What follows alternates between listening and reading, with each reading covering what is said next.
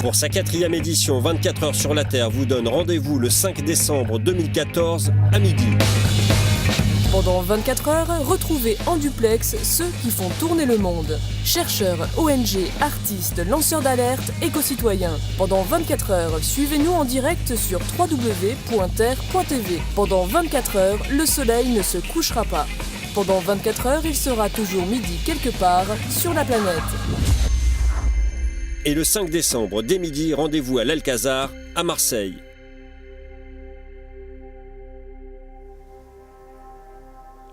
Et bonsoir à tous, il est déjà 20h ce soir en direct de l'Alcazar à Marseille. Alors ce soir pendant 1 heure nous allons nous projeter dans les confins de l'univers. Nous allons parler de cosmologie à Marseille. Nous allons aussi parler d'un objet cosmologique un peu particulier, aussi fascinant que troublant. Il s'agit des étoiles massives. C'est parti.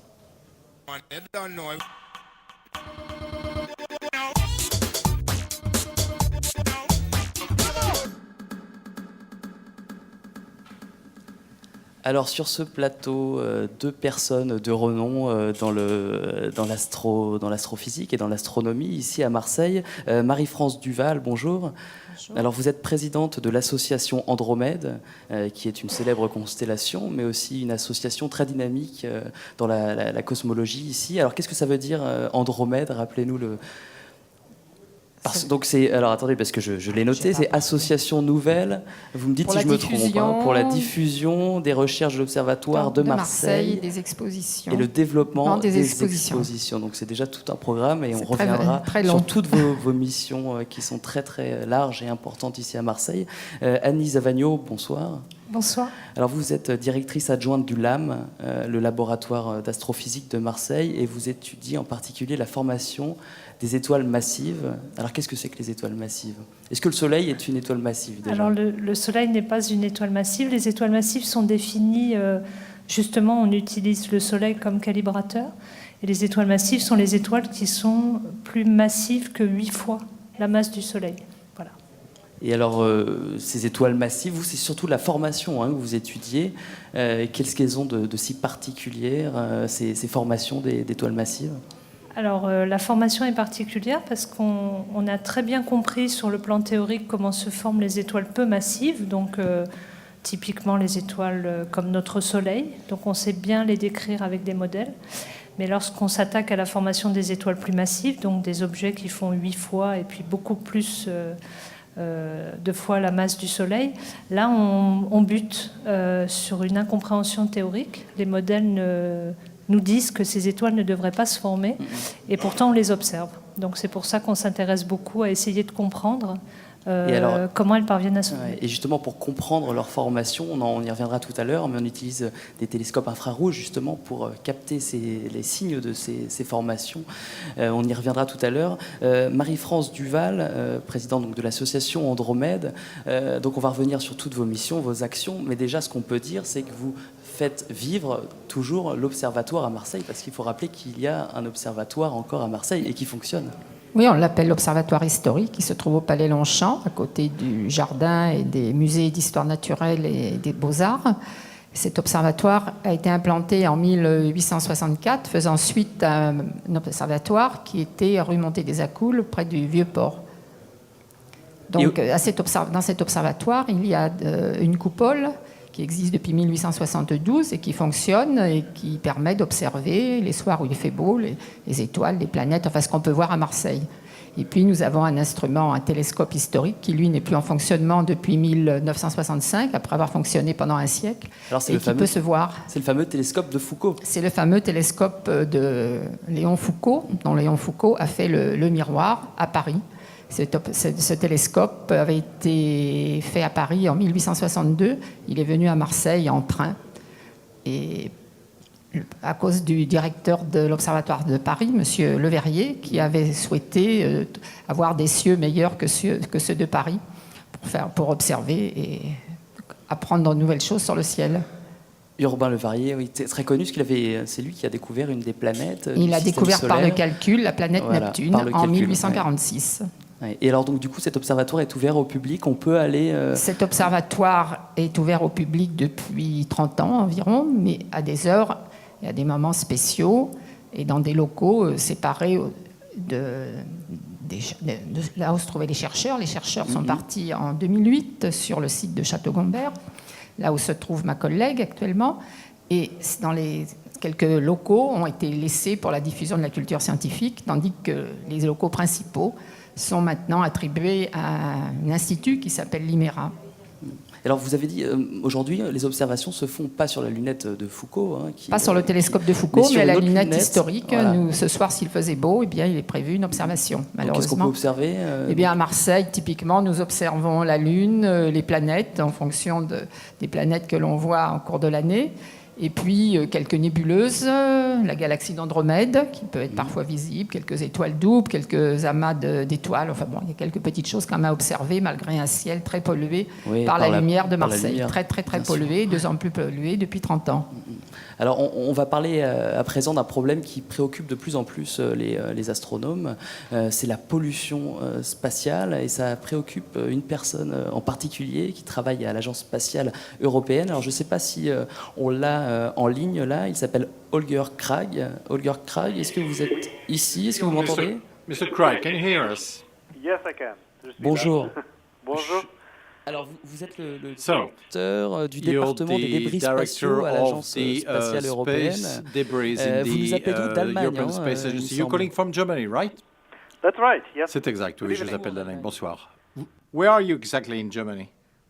We are located in Darmstadt. Nous sommes à Darmstadt. That is C'est là où se trouve le centre opérationnel européen, spatial européen, pour l'ESA, et à proximité de Francfort. Alors, il paraît que So, nos apparently, orbites autour de la Terre sont the devenues de space véritables around the poubelles Earth is a en cause real d'accumulation de débris junkyard spatiaux. because Alors of déjà, qu'est-ce que space sont debris. So, les débris what are spatiaux space debris? et où se situent-ils? Where are they located? Well, you won't believe it, but Vous allez peut-être pas me croire, most of the mais space la debris plupart is des not very débris far away spatiaux from ne us. sont pas très loin de nous, en fait. The majority of La all these majorité space de objects ces is not further objets away ou de than ces 2000 débris ne sont kilometers, pas plus but de 2000 upwards. km, mais en haut. So, the direct Donc en distance fait, between la distance Paris directe and Rome, entre a bit more, Paris, in the c'est upper Paris et Rome, si vous voulez, mais direction, en that's the vertical. Donc voilà, c'est là où So, la plupart we se don't trouvent. use the vast On space, n'utilise we pas use le only a grand little espace, portion on of n'utilise space, qu'une petite partie and de that's where the l'espace. space debris is. Et c'est là où se trouvent les débris. C'est ce qu'on appelle l'orbite basse. This is what you call il me low semble. orbit, it seems to me, right? Yes, we call it low Nous appelons Earth ça orbit. la basse orbite terrestre. Et vous me demandiez ce que c'était que ces Voilà, de débris. quelle nature sont ces débris? So what is the nature of such debris? Yes. Space debris is Les everything, débris spatiaux sont that tout is ce man-made qui a été and fait that par does not l'homme fulfill any et useful donc purpose qui anymore. n'ont plus de rôle à jouer dans So, l'espace. first of all, it is our De plus, satellite. ce sont nos The satellites. satellite Souvent, typically un has a satellite functional lifetime a une of vie 10 opérationnelle years, d'une sometimes dizaine it is longer. d'années, parfois un petit peu After that, plus. Et fuel is ensuite de exposed, cela, the satellite becomes bien sûr, ce dysfunctional, satellite devient but then dysfonctionnel. remains in Mais en orbit. fait, il reste en orbite. So, Et it donc, becomes space il debris. devient It ça has un no débris purpose spatial, anymore. il n'a plus de fonction, plus de We rôle. have around Nous avons 3000 à peu près satellites that do 3000 not have any satellites function qui ne anymore servent plus à rien, qui sont dans l'espace et qui se Then promènent. secondly, you have Ensuite, rocket il y a stations. les The rockets are used étages to de launch the fusées qui satellite sont into utilisés, space. les lanceurs donc But with utilisés. this launch, Mais avec ces the lancements, upper donc, stage itself becomes l'espace an lui-même orbiting object. devient un objet, Um, l'étage devient You un know, the objet life of en an orbite. upper Et stage of a la rocket is vie very short. From ground d'un to étage space, it de just takes 10 fusée, minutes. donc il faut 10 minutes And then the du function of sol the- à of the l'espace, et rocket ensuite is la over, fonction de but cette the fusée est upper stage terminée. remains in space. Mais l'espace supérieur, majority l'étage supérieur reste of the dans l'espace, objects mais la in majorité space des are objets dans fragments. l'espace sont des fragments, en fait. So now, why do we have des- fragments Alors of pourquoi satellites? Et donc nous avons des fragments de satellites. This is because we Ceci have, est dû au fait que seen nous avons more than vu 250 plus de fragmentation 250 events, événements de fragmentation These dans are l'espace, due to des explosions, residual- qui due sont to dues à other des, residual energy des sources combustibles on Earth, résiduaires ou des which after sources years d'énergie of space à can l'intérieur lead to the qui, destruction après of des the années object. dans l'espace, vont conduire à la destruction du This has satellite ou de happened l'objet. more than Et 250 ceci times, s'est and we produit are, plus de 250 fois observing more et than nous 10,000, constatons plus de 10 fragments. 000 pièces fragmentaires dans l'espace. Alors, pour se rendre compte, So, on peut just se référer to au film realize, we Gravity, could là, qui see est the sorti film, dernièrement et qui montre très Gravity, bien the justement motion ce picture, which phénomène shows de this, tous les débris spatiaux là, qui effect of, tournent en space orbite debris à that toute vitesse float et qui at peuvent high entrer en speed collision. and Donc, which quelles may sont les collide conséquences de with cette the accumulation other objects. de So, débris what are the consequences sur of nos such orbites terrestres? accumulation of debris over the Earth? Well, Il y a un danger concret pour les satellites qui sont en service. Ça, c'est clair. Je ne sais pas si vous voyez cette petite pierre d'aluminium. Il a 1 centimètre. Ceci, nous en avons à peu près plus de 700 000 dans l'espace qui circule. Si vous tirez cette balle sur une cible d'aluminium, regardez ça, c'est la paroi d'un satellite à la vitesse. Voilà le résultat que vous obtenez. Vous avez un cratère, voyez, regardez, donc un effet de fissuration, une onde de choc. Donc imaginez que ceci, c'est un satellite, donc le satellite sera détruit. Et ce danger existe donc maintenant. Si l'objet qui est impacté est encore plus gros, on peut exploser le satellite en morceaux qui eux-mêmes deviennent de nouvelles sources de collision. Donc, et ensuite, encore une fois, vous pouvez avoir une cascade de collisions l'une après l'autre, déclenchée en fait par des fragments d'autres collisions. C'est ce qu'on appelle le syndrome de cascade. Donc c'est le principe de Gravity. Une collision déclenche une autre collision qui elle-même déclenche. Et dans le film Gravity, ils sont allés un petit peu loin, donc tout s'est fait en 1 seconde, mais un petit peu vite. Mais nous, scientifiques, pensons que cet effet de cascade prend des décennies, en fait. Donc, dans le film, on a un peu accéléré le processus, mais nous pensons que nous avons à peu près une collision tous les 5 ans. Et cette réaction en chaîne va conduire à une accélération de l'événement entre deux objets. On a d'ici quelques années, de 100 ans, on aura une fragmentation, une collision tous les ans, pardon. Mais qu'est-ce que ça pourrait déclencher comme conséquence si on veut être un peu catastrophiste qu'est-ce que ça pourrait déclencher, par exemple, la destruction des satellites militaires humains qui permettent les communications avec la Terre? Qu'est-ce qu'on pourrait, à quoi on pourrait s'attendre de pire avec le scénario de Kessler notamment dont vous parliez? Heureusement, ce syndrome de Kepler n'aura pas un effet sur tous les éléments en orbite. Nous aurons cet effet à des altitudes entre 800 et 1200 km. Donc c'est une bande étroite, mais malheureusement c'est une altitude qui est souvent utilisée pour les satellites d'observation terrestre. Ainsi, pour détecter le changement, analyser le changement climatique, les niveaux de l'océan mer, détecter des tsunamis, prévisions météorologiques. Donc ce type de mission peut devenir plus coûteuse si elles doivent s'éloigner de cette altitude de 800 à 1200 km. Et si on va à d'autres altitudes, alors il faudra un satellite qui soit construit différemment, il faudra investir plus d'argent pour que ces missions se fassent, et à la fin, ça va rendre l'espace plus coûteux. Et je pense qu'il faut éviter cela. Oui, donc c'est quand même assez préoccupant. Est-ce qu'il y a déjà des moyens qui sont mis en œuvre justement pour pallier ce problème, ce phénomène de pollution spatiale? Oui. Le moyen le plus efficace, et cela veut dire qu'il faut éviter la production. Dès le départ, je pense qu'après la fin de la mission, il faut libérer l'énergie du vaisseau spatial et ensuite les combustibles. Et ensuite, il faut éviter les collisions. Et ceci peut être fait en enlevant le vaisseau spatial de la partie dense et ensuite s'en remettre sur l'atmosphère de la Terre, qui est en fait à des altitudes plus élevées, pour lentement décélérer le satellite et le faire rentrer à nouveau, faire revenir sur Terre. Malheureusement, ceci coûte beaucoup d'argent. Il faut investir dans ce type de mesures que j'ai mentionnées. Et malheureusement, aujourd'hui, nous ne sommes pas très bons dans la mise en œuvre de ces mesures. Aujourd'hui, nous sommes dans une situation où il y a déjà un nombre élevé de satellites dans l'espace. J'en ai parlé, le nombre de 3000. Et nous pensons que ce chiffre de satellites pourrait être déjà suffisant pour déclencher le syndrome de Kessler, même si nous nous comportons très bien même en nous comportant très bien dans nos prochaines missions. Et si tel est le cas, alors bien sûr, nous n'aurons qu'une option restante qui sera l'élimination active des satellites, ce qui signifie que nous devrons concevoir une mission qui ira dans l'espace, voilà, prendre les morceaux de débris, les prélever et les redescendre sur Terre. Vous pouvez bien imaginer que ce sera la dernière chance, mais certainement ça coûtera extrêmement cher. J'espère qu'on trouvera des solutions And let's hope that we'll find optimal and simpler Merci solutions to beaucoup, implement. Holger Krak. Thank you very much, Je rappelle, sir, vous for êtes your directeur contribution. du You département are des débris director of spatiaux the à Space l'Agence Debris européenne. Department Merci of beaucoup. the ESA. Thank you so much for your contribution. Thanks. Vous connaissiez ce phénomène de pollution spatiale, Annie Zavagno? Oui, puisqu'on travaille avec des données qui ont été recueillies avec un satellite, un télescope qui a été satellisé.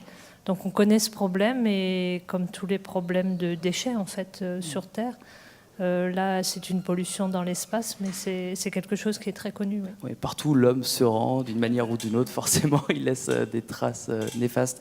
Vous parliez d'un télescope, c'est un télescope spatial, là. Donc, il y a les télescopes terrestres, dont on parlait tout à l'heure, notamment l'ancien observatoire de Marseille. Il y a aussi des observatoires spatiaux qui tournent en orbite autour de la Terre. Justement, c'est ces télescopes qui permettent d'étudier la formation des étoiles massives qui vous intéressent, Annie Zavagno?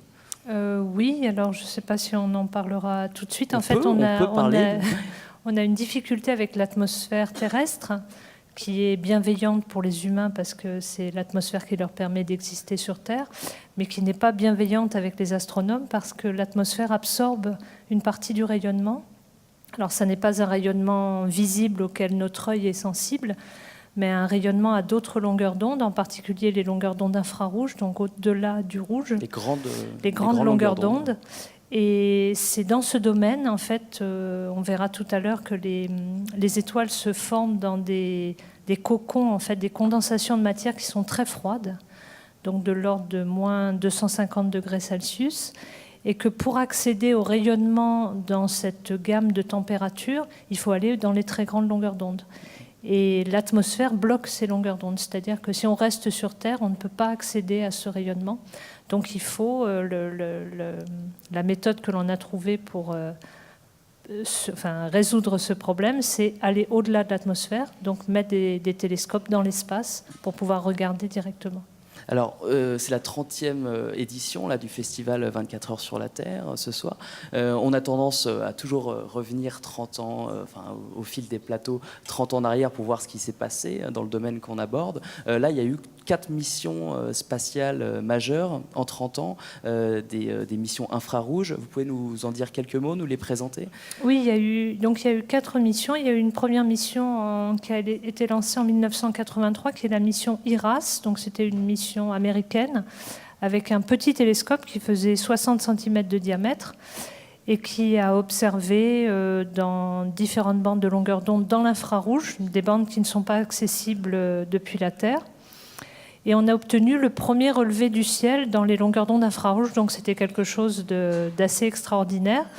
Donc déjà dans les années 60, on s'intéressait à la formation de ces étoiles massives. L'astronomie infrarouge, en fait, remonte. Il y avait des antécédents grâce aux recherches militaires, en fait, puisque les militaires s'intéressent beaucoup au rayonnement infrarouge. Donc, on savait faire des détecteurs infrarouges, mais il y avait un gros contrôle des militaires parce que c'était à usage... vraiment à usage militaire et pas du tout pour l'astronomie. Et puis petit à petit, en fait, il y a eu une ouverture vers l'astronomie et on a pu commencer à utiliser ces détecteurs et pouvoir justement emporter ces détecteurs hors de l'atmosphère et travailler pour faire de l'astronomie avec. Donc il y a eu cette grande mission IRAS qui a été très importante, mais le télescope était très petit. Donc ça signifie qu'en fait on voyait des espèces de points brillants, on les a vus pour la première fois, donc c'était très intéressant, mais on ne voyait pas bien ce qui se passait dans ces points. Donc ensuite, sur les 30 années qui se sont écoulées, l'idée, ça a toujours été d'avoir, si possible, des télescopes plus grands, avec des performances plus grandes pour les détecteurs, pour essayer, une fois qu'on connaissait un peu ces points, de voir des détails dans ces points. Et donc là, les plus actuels, qui sont un peu plus connus, Spitzer et Herschel, oui, qui sont également des satellites spatiaux et qui ont permis d'obtenir des résultats intéressants sur la formation des étoiles. Rapidement, là, quel grand résultat en astrophysique nous ont apporté ces télescopes? télescopes, là, Spitzer et Herschel? Alors, Spitzer était un petit télescope, enfin le diamètre du télescope n'était pas très grand, donc l'avantage c'est que la sensibilité des détecteurs était très bonne, donc on a commencé à voir des choses plus, disons, qui n'avaient pas été détectées avant parce qu'elles étaient un peu faibles au niveau de leur émission. Donc on a commencé à avoir cette vision plus intéressante. Et puis avec Herschel, alors là, Herschel ça a été une étape majeure dans l'astronomie infrarouge parce que le diamètre du télescope est de 3,50 m. Donc c'est le plus grand télescope jamais envoyé, enfin jamais spatialisé. Donc on imagine ce grand miroir, 3,50 m, c'est vraiment 3,50 m de diamètre, c'est vraiment énorme. Et donc avec ce télescope, on a pu observer des choses, cette fois avec beaucoup de détails et beaucoup de sensibilité. Et donc on s'est aperçu en particulier que le milieu qui existe dans notre galaxie, ce qu'on appelle le milieu interstellaire, donc c'est le milieu qui est situé entre les étoiles, ce milieu était extrêmement filamentaire, ce que l'on n'avait jamais vu avant. Et ça a été une des découvertes majeures de ce satellite. On reviendra sur les découvertes majeures concernant la formation de ces étoiles. Et je vous propose d'aller justement dans deux observatoires, là, mais cette fois-ci terrestres, deux grands observatoires, hein, dont le Chili, là, qui fait partie des plus grands observatoires terrestres au monde. Alors là, nous sommes en communication avec Claire Moutou, normalement, qui, elle, est à Hawaï. Claire, est-ce que vous m'entendez ? Claire Moutou, est-ce que vous m'entendez ? Je vous entends. Bonsoir. Alors, vous êtes à Hawaï. Il est quelle heure, là, actuellement ? Il est 9h30 du matin. Alors, vous êtes astronome résidente au CFHT, l'Observatoire Canada-France-Hawaï. Où est-il situé exactement, cet observatoire à Hawaï ? Alors, il est situé sur la grande île de l'archipel d'Hawaï, qui est un volcan dormant de 4200 mètres au-dessus du niveau de la mer. Donc, le CFHT, donc ce télescope est un télescope qui a été mis en service en 1979 en haut de cette montagne. D'accord. Alors donc du coup, en même temps, nous avons Julien Milly qui lui est au Chili, sur le plateau du Paranal, dans le désert d'Atacama. Bonjour Julien Milly, est-ce que vous m'entendez ? Julien Milly, nous on vous voit très bien en tout cas, on voit déjà un des grands télescopes du plateau du Paranal. Julien Milly, est-ce que vous m'entendez ? Non, alors ça n'a pas l'air de fonctionner. On va revenir avec vous, Claire Moutou. Présentez-nous donc cet observatoire là, à Hawaï. Qu'est-ce qu'il a de particulier ? Déjà, son altitude, il est, je crois, à 4000 mètres d'altitude. C'est ce qui est très, très important par rapport aux autres observatoires. Oui, c'est ça. C'est l'observatoire le plus haut pour l'observation optique et infrarouge. Il comprend 13 observatoires en tout. Donc il y a 13 télescopes qui appartiennent chacun à des communautés scientifiques différentes en haut de ce volcan. Et alors, où êtes-vous là actuellement ? Vous êtes dans une des salles de contrôle de l'observatoire ? Parce que l'observatoire n'est pas où vous êtes actuellement, il est un peu plus loin, il me semble.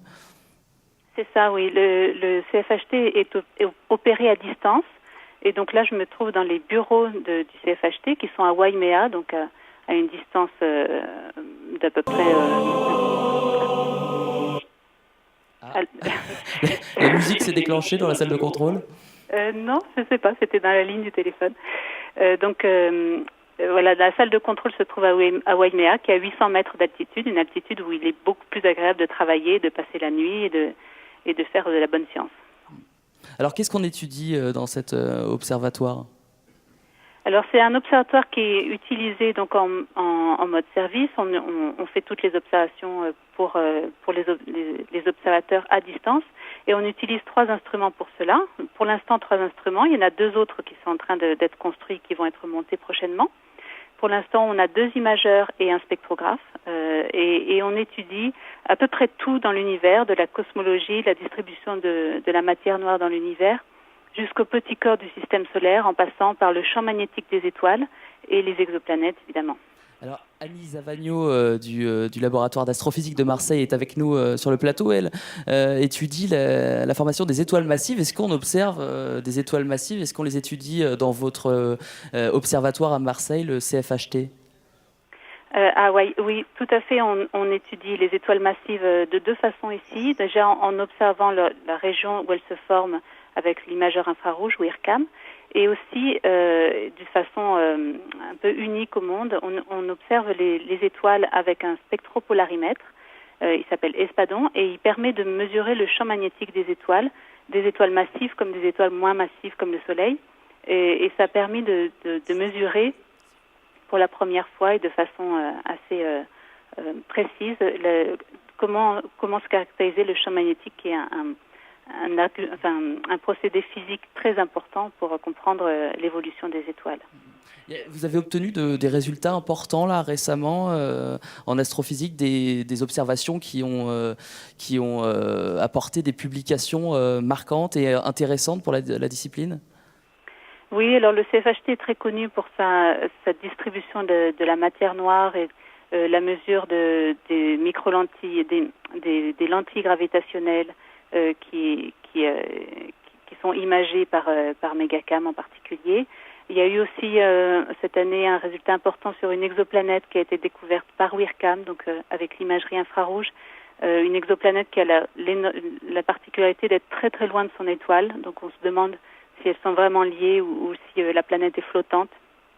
Et puis il y a eu évidemment encore des nouvelles étoiles dont le champ magnétique a été caractérisé, dont des étoiles très jeunes, dans leurs premières millions d'années de formation. Et puis récemment aussi, on a pu mesurer la métallicité des étoiles qui forment des planètes dans un couple binaire où il y avait une des composantes des étoiles qui avait une planète et l'autre qui n'avait pas de planète. Elles n'avaient pas la même métallicité, le même contenu en métaux lourds. Annie Zavagno, Marie-France Duval, vous auriez une question à Claire Moutou là. Ouais, vous y êtes déjà allé, c'est ce que vous m'avez dit, je pense. Je suis allée en 1990 pour travailler sur les galaxies barrées. D'accord. Je ne sais pas si c'est un sujet qui est encore... Est-ce qu'on a perdu donc la liaison avec Claire Moutot? Bon, bah écoutez... moi je vous entends. Ah, vous m'entendez là, d'accord, très bien. Très bien. Oui, Claire, en ce moment, sur quel type de galaxie travaille-t-on au CFHT? Le type de galaxie exactement, je ne saurais pas répondre. Je ne sais pas. La nuit dernière, on a utilisé WIRCam, donc l'imagerie infrarouge, seulement pour quelques heures parce que le temps n'était pas très bon. Il y a même eu de la neige en haut du volcan. Et je ne suis pas sûre de quels programmes ont pu être faits, mais pas de très bonnes conditions en ce moment. C'est l'hiver ici aussi. Merci beaucoup Claire Moutou de nous avoir présenté cet observatoire à Hawaï. Et bonne journée, parce qu'il me semble que c'est encore le matin à Hawaï. Bonne journée, merci Claire Moutou. Merci. Alors, Annie Savagno, vous... Marie-France Duval, pardon. Vous, donc, vous occupez, vous êtes chargée de faire vivre l'observatoire, l'ancien observatoire la culture scientifique à Marseille. Et j'allais y venir, justement, la culture scientifique. Alors, vous organisez des programmes de diffusion de la culture scientifique et notamment astronomique. Vous pouvez nous donner des exemples? Vous travaillez avec les jeunes, je crois. Il y a beaucoup de sujets en astronomie. On a parlé des planètes, des galaxies, des étoiles, et nous essayons de transmettre ces connaissances obtenues par les chercheurs. Donc régulièrement, nous faisons des expositions. Nous en avons fait une sur l'infrarouge, nous en avons fait sur les galaxies, sur la matière noire, sur les étoiles, la formation des étoiles, sur les planètes, les comètes, l'eau dans l'univers. Enfin, régulièrement, nous faisons une exposition où nous expliquons les derniers résultats. Et alors, en ce moment, il me semble qu'il y a une exposition sur les comètes. Alors, la dernière qui a été mise en place début novembre, à l'occasion, bien sûr, tout le monde a entendu parler de la comète Churyumov-Gerasimenko. Oui. Et donc, à cette occasion, nous avons réalisé une exposition qui pourra être vue pendant une petite année. Donc, vous pouvez tous venir voir l'observatoire, une maquette de... C'est à l'observatoire, hein, ça se passe à l'observatoire historique, toujours au Palais Longchamp. Et là, vous pourrez voir à la fois une maquette de la sonde Rosetta qui tourne autour de la comète jusqu'au moins, peut-être pendant une petite année, et puis du module Philae qui s'est posé sur la comète le 12 12 novembre. Nous avons une trentaine de panneaux, des vidéos, des bornes interactives, enfin tout un ensemble de modules pour tout savoir sur les comètes et les petits corps dans le système solaire. Et vous travaillez beaucoup avec les scolaires aussi, il me semble. Nous travaillons avec les scolaires tous les jours de l'année scolaire. Nous travaillons avec les scolaires et nous accueillons entre 2 et 4 classes par jour. Nous recevons tous les groupes de seniors, les groupes, les centres aérés, les centres sociaux, enfin nous recevons tout le monde, toutes les personnes qui souhaitent venir chez nous. Et toute l'année, puisque nous prenons que 3 semaines de vacances au mois d'août. Et alors, il y a aussi un planétarium Eh bien, oui, depuis 2001, nous avons un planétarium de 6 mètres de diamètre, qui est bien trop petit à notre goût, puisque nous avons souhaité pour Marseille depuis 30 ans un planétarium de 15 mètres, comme il y a dans les grandes villes de France. Malheureusement, ce grand planétarium n'arrive pas à Marseille. Ça permet de voir le ciel. Voilà, ça permet de projeter sous une coupole le ciel que des fois nous ne voyons pas, à cause de la pollution ou du mauvais temps. Donc, le jour comme le soir, nous pouvons présenter le ciel et dire ce que l'on peut voir. Nous avons ce petit planétarium et bien pratique pour les classes, mais il n'est pas assez grand pour recevoir le public marseillais. Donc, j'insiste et je lance un avis pour un grand planétarium à Marseille. Et ce planétarium est accompagné de 2 planétariums itinérants qui vont dans les écoles, et tous les jours nous circulons dans les Bouches du Rhône. Petit planétarium gonflable, voilà, que vous transportez. Une coupole gonflable, et cette coupole gonflable peut s'installer dans n'importe quelle école, collège. On distribuera des petits tracteurs. Et donc nous parcourons les Bouches du Rhône pendant toutes les semaines de l'année scolaire. Annie Zavagnon, on parlait tout à l'heure donc des résultats qui ont permis d'avoir des informations et d'apprendre des choses sur la formation des étoiles massives, grâce notamment aux télescopes spatiaux dont on parlait tout à l'heure.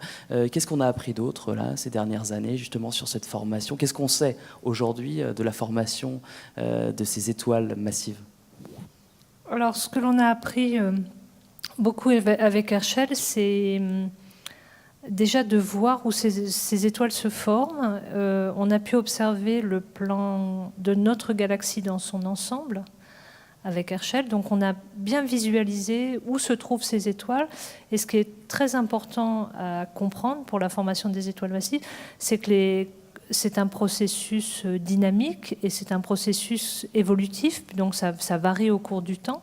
Et donc on est capable de finalement regarder ces étoiles tout au long de leur formation, donc vraiment de suivre les différentes étapes, puisqu'on a toute une vue du plan galactique. Donc il y a des endroits où les étoiles ne se sont pas encore formées, des endroits à côté où il y a d'autres étoiles qui sont un peu plus évoluées, etc. Et le fait d'avoir toute cette vue et cette grande statistique, on est en train de travailler sur les données, puisque le satellite Herschel a rendu ces données très récemment. Donc il y a beaucoup d'analyses qui sont faites en France et dans le monde sur ces choses, mais on va significativement progresser dans notre connaissance de cette formation. On peut peut-être rappeler qu'une étoile, justement, a une vie, c'est-à-dire qu'elle naît, elle vit, elle meurt, et en fonction de la taille de l'étoile et de son âge, eh bien, elle envoie des rayons lumineux différents. Expliquez-nous, ça c'est assez fascinant. Alors en fait, les étoiles sont, on peut faire un parallèle tout à fait juste entre les étoiles et les personnes, c'est-à-dire que les étoiles sont comme les gens, elles naissent, évoluent et meurent. Alors par contre, les évolutions se font différemment selon leur masse, effectivement. Donc les étoiles qui sont des étoiles de faible masse, donc typiquement les étoiles comme le Soleil, vont vivre, mais de façon, je dirais, un peu tranquille. Ce sont des gens, ça pourrait être comparé à des gens calmes, qui vivent tranquillement et vont vivre leur vie. Voilà, une très grande longévité, mais très calme. Et les étoiles massives, moi je dis toujours, ça serait un peu comparable à James Dean dans La Fureur de vivre, c'est-à-dire que c'est quelque chose de très violent, très explosif, il faut que ça aille très vite, et ça dure très peu de temps. Donc parce qu'en fait, sa masse est tellement importante qu'elle consomme beaucoup plus de combustible, voilà. Et donc elle l'épuise elles vont naître très rapidement, elles naissent de façon même un peu chaotique, parce que elles commencent à brûler leur hydrogène, puisque les étoiles rayonnent parce qu'elles brûlent leur hydrogène. Donc toutes les étoiles peu massives se forment tranquillement, elles attendent d'être formées, elles commencent à brûler leur hydrogène. Et les étoiles massives ne font pas du tout ça, elles commencent à brûler l'hydrogène avant même d'avoir fini de gagner la masse qu'elles vont gagner. Donc c'est quelque chose de très, très chaotique, mais c'est très intéressant. Mais ça a l'air passionnant. Oui, et ça finit, alors justement les étoiles massives, à l'image de leur vie, finissent de façon explosive et très violente. C'est ce qu'on appelle les supernovas. Voilà, il y a les supernovas, il y a les hypernovas, et puis ça va finir pour les étoiles les plus massives. On y en trou reviendra si on a noir. le temps, parce que c'est aussi peut-être un des facteurs de l'apparition indirecte de la vie, peut-être sur Terre. Je crois qu'on a rétabli la connexion avec le Chili, avec les eaux. Julien Milly, est-ce que vous m'entendez ? Oui, je vous entends, oui. Est-ce que vous me recevez ? Super, très bien. Qu'est-ce qu'il y a derrière vous là ? Il y a un télescope géant. C'est le VLT, c'est ça, hein, ce qu'on appelle le Very Large Telescope. Oui, c'est ça. On est là sur la plateforme du VLT, donc au Chili, en plein milieu du désert. Et donc derrière moi, c'est un télescope qui fait un diamètre de 8,20 mètres.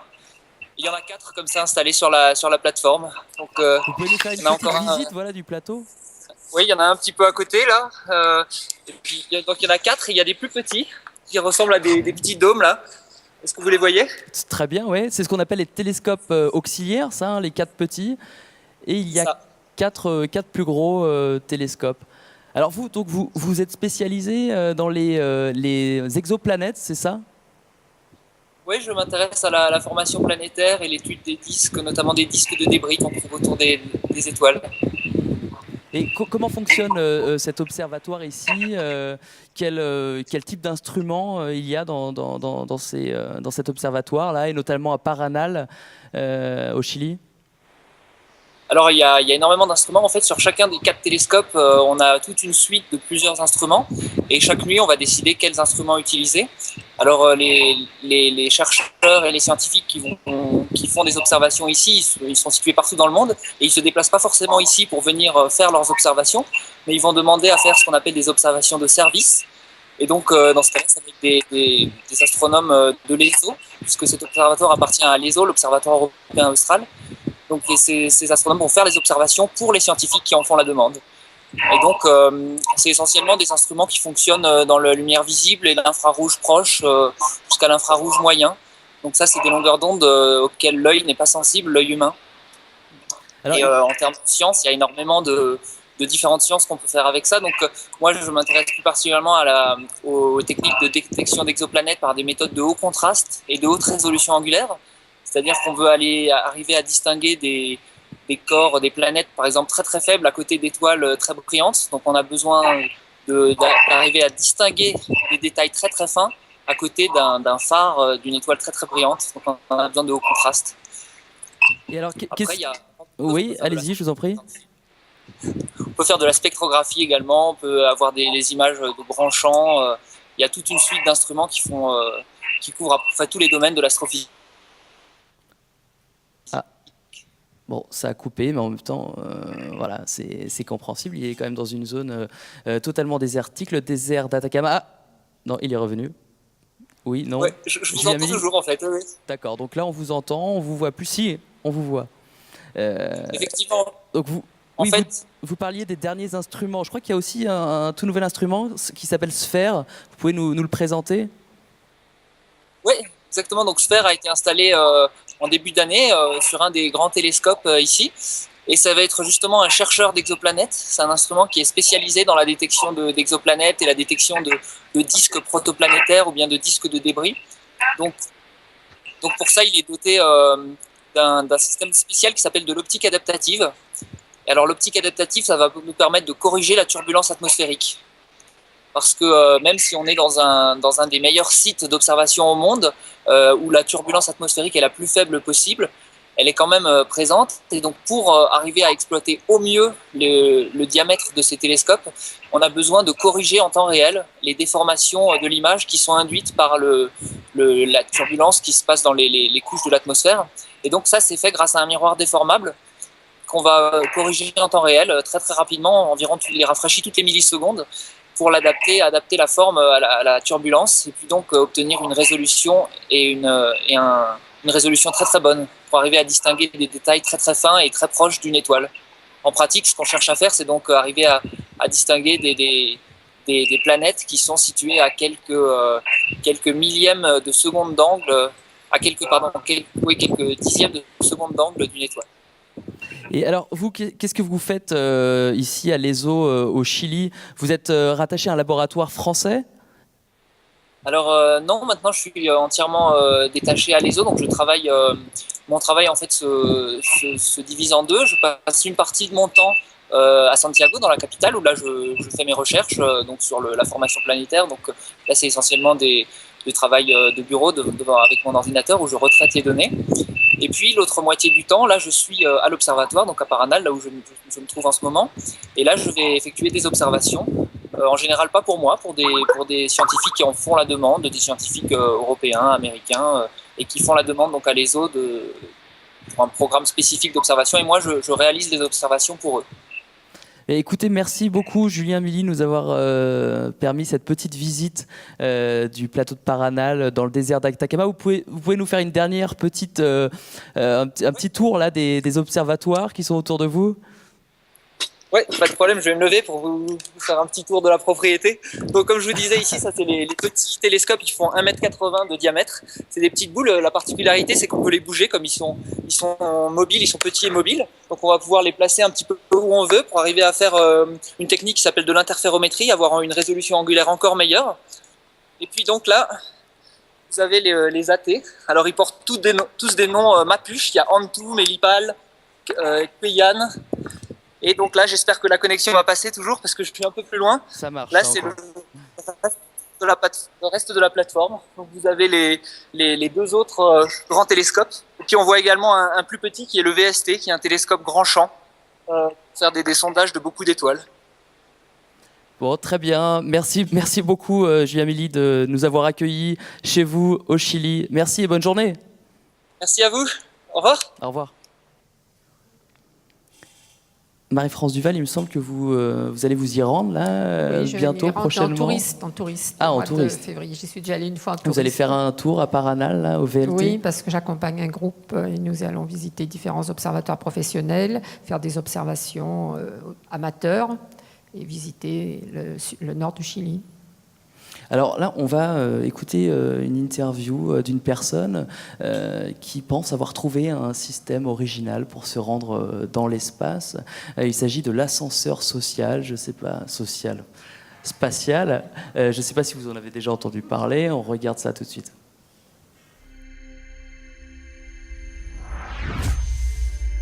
Le voyage spatial n'est plus un privilège réservé aux astronautes. Vous pourrez peut-être un jour réaliser ce rêve grâce à une invention extraordinaire, l'ascenseur spatial.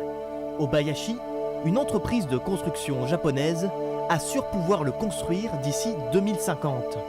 Yoji Ishikawa, le responsable recherche et développement de cette structure, nous explique le projet.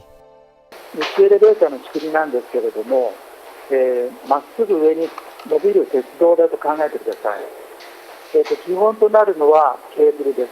これは鉄道でいうとレールになります。地球につなぎ止められた約10万キロメートルのケーブルが、地球からまっすぐ宇宙に伸びています。このレールに沿ってクライマーという乗り物が登ったり降りたりします。もちろん鉄道と同じようにところどころに要所要所に駅を設置します。まず代表的な駅は静止軌道に作る静止軌道ステーションです。ここでは無重力状態を利用して宇宙での実験をしたりですね、宇宙から持ち帰った資源を加工したりすることができます。それ以外にもこの低軌道に人工衛星を打ち上げるゲート、低軌道衛星投入ゲートというものがあったり、ちょうど火星に探査機を送る場所、ここに火星ゲートを作ります。同じ重さのものを運ぶのに今のロケット、それからスペースシャトル、こういうものを使うよりも100分の1ぐらいものを宇宙に持っていくコストが安くなると考えられています。転機を迎えたのがおよそ20年前、カーボンナノチューブという材料が発見されました。ス光に耐えられる強さが鋼鉄の100倍ぐらい大きいと言われているんです。これを使えば初めて宇宙エレベーターっていうのは現実的なものになるというふうに考えられるようになりました。日本のお金にして10兆円の建設費が最初にかかるということが試算で分かりました。宇宙太陽光発電衛星という、計画が考えられています。これは宇宙に大きな太陽光パネルを広げて発電した電力を地球に送る、そういう計画なんですね。それに対して宇宙エレベーターを使えばその建設は随分と楽になるじゃない。そこで生まれた利益を用いて宇宙エレベーターの建設費、これが賄えるんだというふうに私たちは、ビジネスモデルのようなものを考えています。Si l'on construit un ascenseur spatial, il faudra tout de même une station quelque part sur Terre. Où sera-t-elle construite? 一番有利な場所は、物理学的に考えると赤道上なんですね。具体的な場所は私たちは、あえて特定していません。Où en êtes-vous aujourd'hui? Quels sont les obstacles à franchir pour arriver au bout de votre projet? 一番重要なのは、このケーブルの材料、カーボンナノチューブ、これの10万キロメートルの長さの強いケーブルを作る。これが今まだできていません。2つ目に、乗り物、我々クライマーと呼んでいますけれども、このクライマーがケーブルに沿って登っていく、自分の力で登っていく、この仕組みを、これからまだ開発していかなければなりません。これから5年10年どんどん発展していく分野だと思っています。これは日本でも行われていますし、ヨーロッパでも行われています。それからアメリカでも行われていたりします。ですから、そういうふうに、いろんな国の間で競い合いながら少しずつ改善していく、そういう努力が今進められているので、それについては明るい見通しがあるのではないかと思っています。すべての人のための宇宙エレベーター、そう考えています。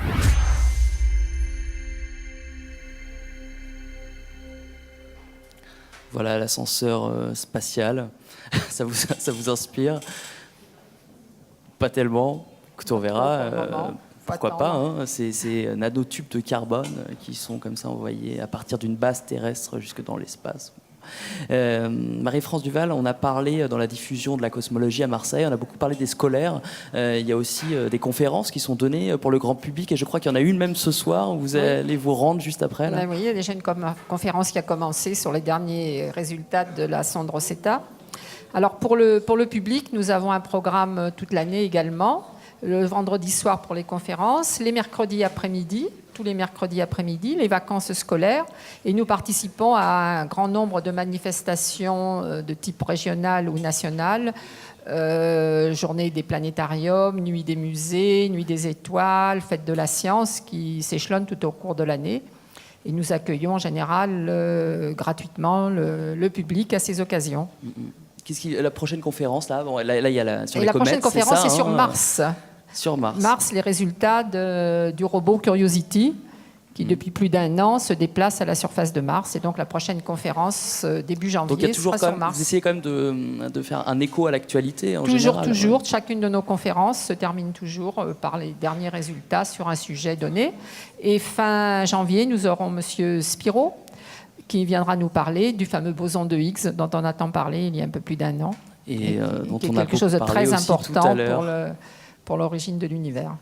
Eh bien, écoutez, merci beaucoup, Marie-France Duval, donc de l'association Andromède, et Annie Zavagno, donc directrice adjointe du LAM, le laboratoire d'astrophysique de Marseille. Merci beaucoup d'être venue ce soir. Merci. Alors donc, chers internautes, je vous laisse avec 2 sujets donc, de notre partenaire Chamengo et l'INSERM qui nous propose la présentation d'un visionnaire, un grand scientifique de l'histoire. À tout à l'heure, bonne soirée.